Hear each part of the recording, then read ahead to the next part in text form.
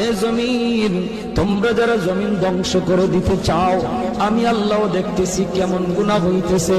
যেই মানুষ আমি আল্লাহ এত আদর করে বানাইলাম, আসমান আল্লাহ বানাইছেন কুন ফায়াকুন বইলা, ফেরেশতা আল্লাহ বানাইছেন কুন ফায়াকুন বইলা, জমিন আল্লাহ বানাইছেন কুন ফায়াকুন বইলা, কিন্তু আমারে আপনারে আল্লাহ পাক কুন ফায়াকুন বইলা বানায় নাই।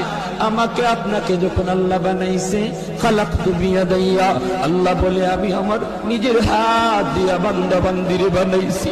কারণ এই চেহারার মধ্যে এত দামি কপাল, ওই কপাল দিয়া বান্দা আমার কুদরতি কদমে সেজদা দিবে। এই কপালটার এত দাম।